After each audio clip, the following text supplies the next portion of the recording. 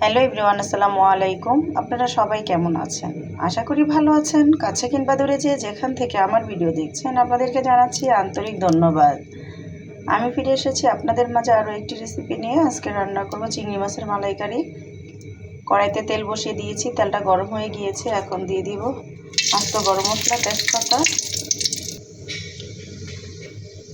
দিয়ে দিব পেঁয়াজ কুচি। পেঁয়াজটা ভেজে নেব। পেঁয়াজ ভাজা হয়ে গিয়েছে, দিয়ে দিব আদা রসুন বাটা, দিয়ে দিব জিরা বাটা, একটু ভেজে নেব। তো আদা রসুনটা ভেজে নিয়েছি। এখন দিয়ে দিব মরিচ, ধনিয়ার গুঁড়ো, লবণ,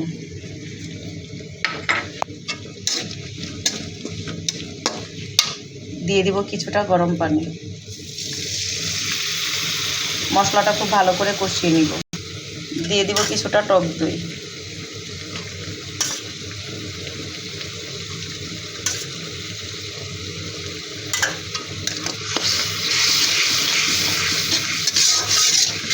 কষিয়ে নিব খুব ভালো করে। দিয়ে দিব কিছুটা পেঁয়াজ বাটা, খেয়াল ছিল না, নাহলে প্রথমে দিয়ে দিতাম। আরও কিছুটা সময় কষিয়ে নিব। মশলাটা আমি অনেকটা সময় ধরে কষিয়ে নিয়েছি। এখন দিয়ে দেবো চিংড়ি মাছ। আপনারা চাইলে চিংড়ি মাছ ভেজেও নিতে পারেন। আসলে আমি সাধারণ মানুষ, সাধারণভাবেই রান্না করি, শর্টকাটভাবে। আমি এর জন্য ভেজে নিইনি। নেড়ে চেড়ে কষিয়ে নেব।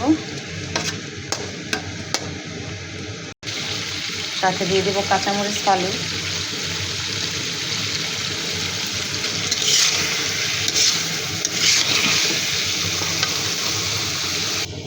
চিংড়ি মাছটা কষিয়ে নিয়েছি। এখন দিয়ে দিব নারকেলের দুধ।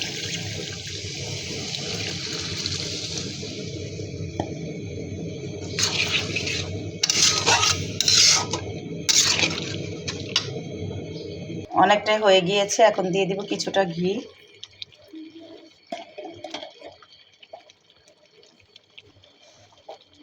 নেড়ে চেড়ে কিছুক্ষণ মিশিয়ে নেব। সময় ধরে জাল করে নেব হালকা আছে।